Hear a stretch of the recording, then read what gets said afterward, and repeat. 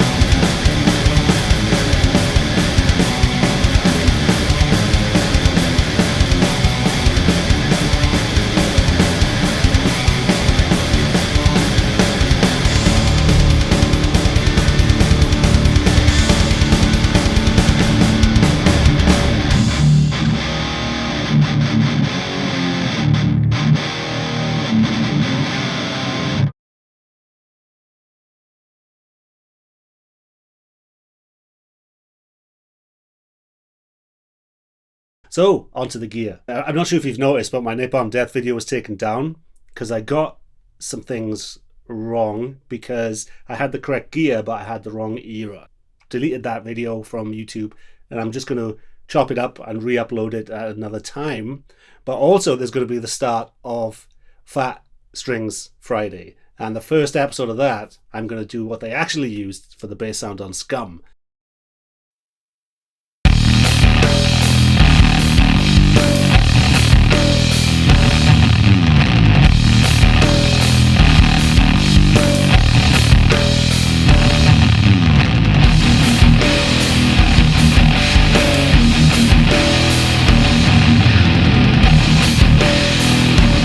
Funnily enough, the word grindcore came from that bass sound because Mick used to call it grind all the time, and it was like grind, grindy bass, grind. And I think it was Jesse that actually tacked on the core. And it started off a filthy avalanche of crap after that, where you got metalcore and deathcore and ugh. So yeah, kind of ruined metal in a way, Napalm Death, when they went a bit death metal, when they went a bit modern. But you can't blame the originators. You know, I say this in the past where, you know, Carcass kind of introducing us to mellow death, which then took us down a path of vanilla sausagery. And as it happens, speaking of vanilla sausages, I used specific drums on this from Ugritone drums. And I used them on top of my usual drums that I use. But I'll get to that later to make it less vanilla sausagey. So let's talk about the amp. What amp did they use on Harmony Corruption? Now, there's a video floating around where I mistakenly thought it was a Marshall because you see a Marshall in the same video, but there's just one split second where somebody carries an amp past. And I thought it was the Mesa Boogie Mark II because I know for a fact that they used that amp on the previous Sepultura album. So he actually, Scott Burns actually flew to Brazil with that amp. And as it happens, he almost got it stolen because his hotel room on that same first night got broken into, and his boombox and his tapes and everything was stolen. But luckily, he dropped the amp off at the recording studio in Brazil. So yeah, so I automatically thought that it was the Mesa Boogie Mark II, but I didn't want to presume that because I presumed things in the past and I was wrong. So We know that studio, Morrisound Studio, had a Mesa Mark II during that year in 1989, and this album came out in 1990. So I presumed it was the Mark II. So I go on to a few Napalm Death fan groups, things like that, and I'm asking, does anybody know what gear they used? And some of the guys told me that they used a rat pedal on it, and they also used a dual caliber 5 Mesa, which looks pretty similar to the Mark II. And he said that he got the information from Harris himself. So I'm like, that's awesome. So it's a DC5. And then I looked at the dates, and the DC5 was released after that album. But because they look so similar, I'd contacted Mitch in the past through Facebook. Pretty notorious for hardly ever doing any interviews, not giving out much information. I actually got a response, like a one-line response saying it was a Mesa Mark IV. So that timeline kind of does. It's a bit soon. That amp came out that year. It's entirely possible it was a Mesa Mark IV. Am I 100% convinced that it's a Mark II or Mark IV? I'm just going to go with the Mark IV. So the amp, this is crazy, right? I got like a board with strings on it and all this bullshit that I go through.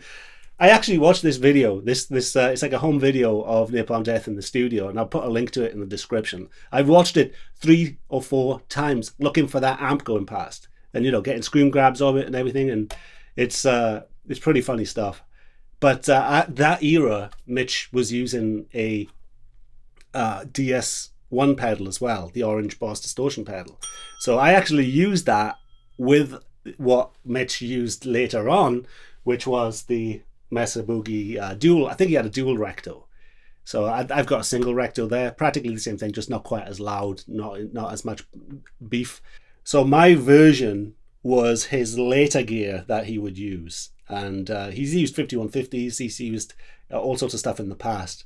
But for this specific era, Mesa Boogie Mark IV finally got there. Oh my God. So yeah, from the horse's mouth. And also, Mick Harris contacted me as well. This was back in the day where you could message people through YouTube. And he gave me some insider information on that album as well. And he's the one that told me it was a Mesa.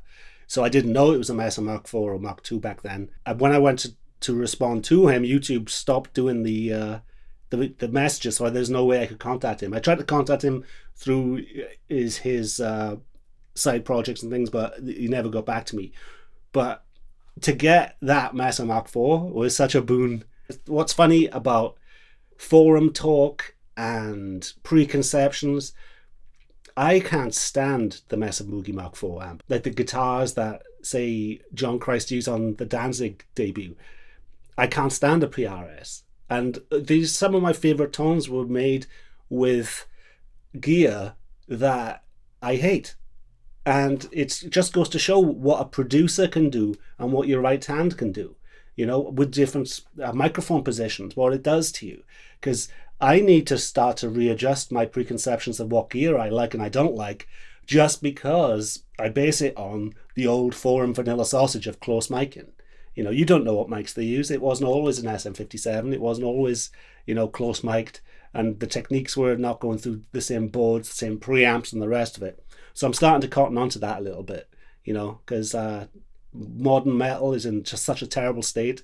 Everything's on rails. Everything's to a click track. All the drums are fake. It's fake this, fake cab Simmons, fake everything. And it's like the fifth member of these bands, the producers, now are going away, and you get a lot of the music controlled by one man, one guitarist, and that takes it really, it's almost like a vanilla sausage going down a roller coaster, so on rails. But yeah, it's I wish we could get back to that band element, because Mick Harris had more to do with Harmony Corruption album than anybody else in the band.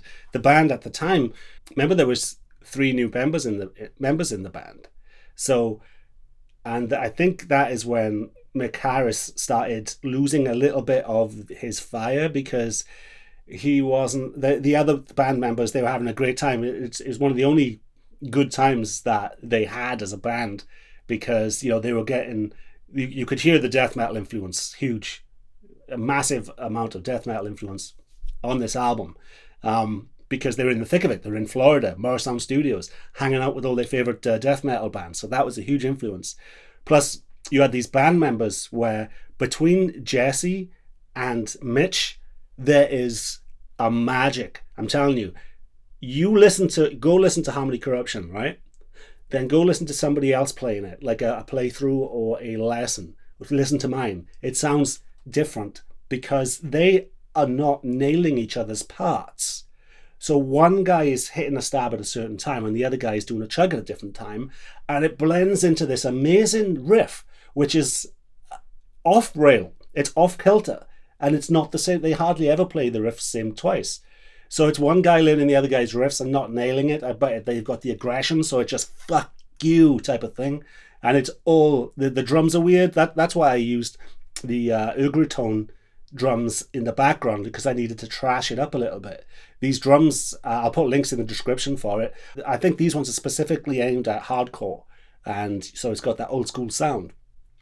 What I did with my drums for this, I put a massive amount of room verb on it. So they are like my reflections. So I got my vanilla sausage drums, then I have the Ugritone doing my reflections to make it sound more pumpy.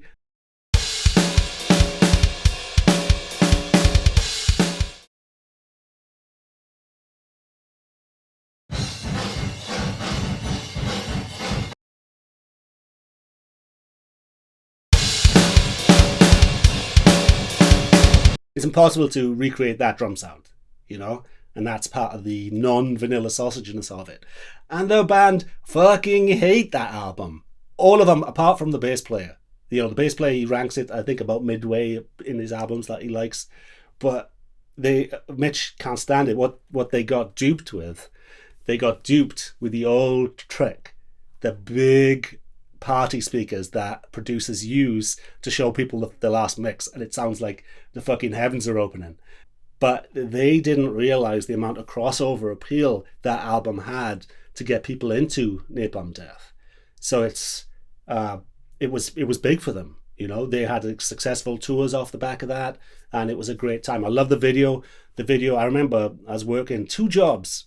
I was working 2 jobs at the time, working about 80 hours a week. And so I'd be working bar at night, and I worked in a metal bar, and sometimes I'd see Harmony Corruption come up on the thing, and I'd be like, fuck yeah. It's ingrained in me. I was a musician, and I was working 2 jobs, and I kind of went a bit crazy, you know, from lack of sleep and stuff. But that period of time was so manic, you know, but it was a good time. So yeah, if you guys know what pedals they used on this album, let me know. I was told it was a Rat, so I used the Rat on this, the Rat in front of the Recto. If you want to see my mic positions, my settings, check out my Instagram. I'll put them up on there. So yeah, so mine didn't sound anything like it. A Recto sounds nothing like a Mesa Mark IV. In fact, the Mark IV has so much range. It's so gonzo, the amount of push-pull this, and it's got the EQ on it, and you know the graphic EQ on it, and all these options, that it's really hard to find an amp that I have that nails. You know, I'm not going to buy an amp that I don't like, but it's not my style. I have a completely different style to Jesse, and they're all chords up and like fucking up and down the neck, and I'm more of a stuck with fast type of thing with my thrash, you know what I mean? Stuck in my patterns. So yeah, they used their Charvels, I believe, on this. I think they had like a red and a white Charvel. They were definitely using that at the time on the road, but they might have used, I know Mitch has used Les Paul style guitars as well. That's why I used this. I only use this really because it has my thicker strings on there for the down tuning. But I don't think my pickup was a good choice for this. It was, with my pickup is really treble heavy. It's good for you know, cranked Marshall type of sounds. When you get the fizzier, you know, rectum fryers with my pickup, I'm not a big fan of the top end of it, you know, so it's my pickup isn't the best for modern metal amps. It's best for the classic metal rock amps, you know, for Marshalls and stuff like that. But if you want to buy my pickup, that's a great advertisement, right? If you want to buy my pickups, If you want them if you're a wife listening and you want to buy him a present from Circle of Tone, it'll arrive overseas before Christmas if you buy now. So you can buy my pedals, my pickups, t-shirt, or donate or whatever at circleoftone.com. Cha-ching, bitch. So yeah, if you know anything about this era or any other era of Napalm Death, let me know in the comments, because this is kind of like a group thing. That's why it's called Circle of Tone. So if I get something wrong, let me know and can add it to the description. And also, yeah, any other era of Napalm Death, you know, like the Silence is Deafening era, that shit was fucking mental. I think that was a Rector then, so I could get closer to that one probably. But yeah, I used, oh god, the amount of versions I did of this. I did a version with the DS1 pedal, the orange DS1 with this, and it sounded like fucking shit. Listen to this.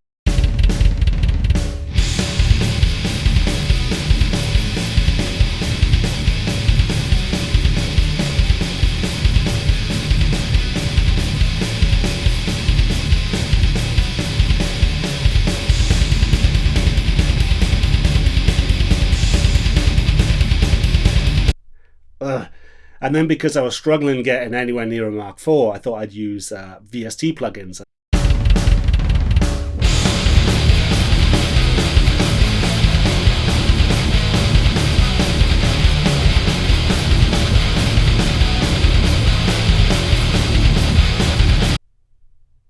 So yeah, I was on version probably 8 until I thought, fuck it, I'm just going to use a...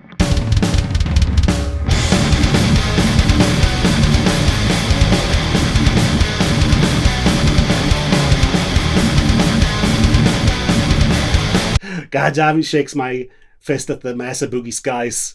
They're always fucking me up. But yeah, what can I say? I have to have one because a lot of the heavy bands use the Recto. I'm going to have to start to do some more modern stuff.